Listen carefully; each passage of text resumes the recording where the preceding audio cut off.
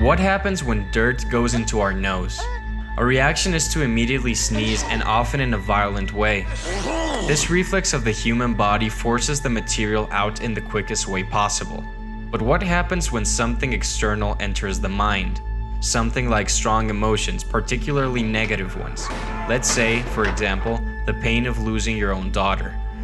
Often there are no automatic reflexes to cleanse the mind of these feelings. I want to be great. Because we tend to suppress them if our mind feels that they are socially inappropriate to express. Guys, do you know what I fucking... These thoughts don't lie dormant in the mind forever. They often try to come out. But what are you doing? I'm a hunter, Martin. What do you think I'm doing? Taylor Sheridan's directorial debut, Wind River, does an excellent job at showing us the unfolding of these emotions. The daughter you couldn't protect. You protected.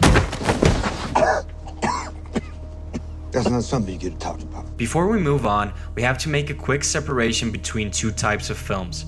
20th century British philosopher R.G. Collingwood drew a distinction between what he called amusement art and magic art. Amusement art is what you see in movies like Star Wars or The Lord of the Rings. It helps the audience escape from reality and dive into a fictional world after a stressful day. Magic art, on the other hand, is the type of art in movies like No Country for Old Men or Wind River, which represent a view of this world's reality. I'm not gonna stand here and tell you that life's fair, because it ain't. The basic difference between these two genres is the tragic pleasure of pity and fear the audience feels while watching magic art. For the protagonist to evoke these feelings in the audience, there must be a balance. He cannot be either all good or all evil. I want you to run. But he must be someone the audience can identify with.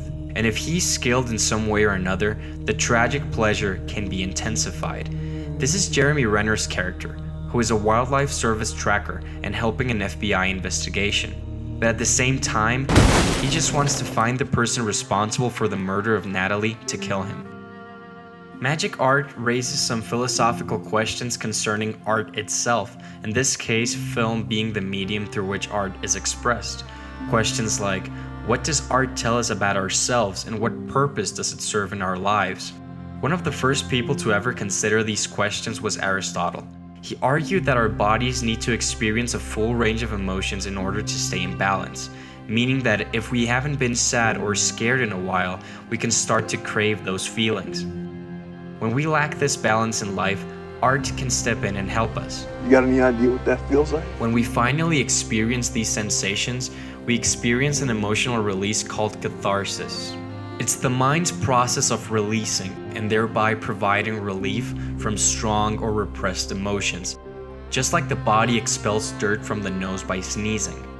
Good drama can be incredibly effective in helping the viewer identify with sorrowful experiences of the characters in the story. You okay?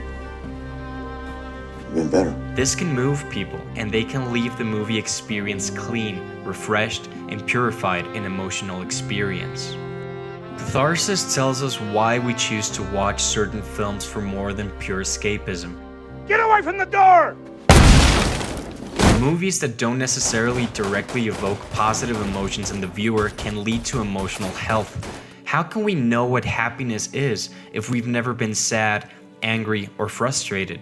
In the movies, we choose to experience horrible situations, like a woman being raped or her boyfriend being beaten to death for defending her for a reason.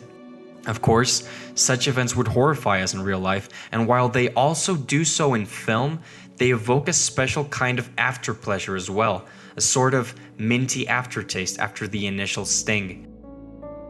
It's one of the main reasons, besides technical mastery, why people continue to rewatch movies like Seven, Titanic, or Schindler's List. In many ways, catharsis is more about what we, as an audience, experience upon the unfolding of events in a story. Tragedies in film remind us that terrible things can happen to decent people, ourselves included. This is a type of cleansing, where you get rid of negative emotions. As Aristotle saw it, the meaning of art, and perhaps including all of film, is to make profound truths about life stick in our minds. I got some good news, and I got some bad news. Bad news is you're never gonna be the same. You lost your daughter. and nothing's ever going to replace that. Now, the good news is, as soon as you accept that, and you let yourself suffer, you allow yourself to visit her in your mind. You'll remember all the love she gave, all the joy she knew. That concludes this essay, guys. We hope you enjoyed it. We want to thank our amazing subscribers for the support, and if you're new to the channel, subscribe. We upload a new video every Friday. Let us know in the comments what movies you would like us to discuss. We'll see you next week.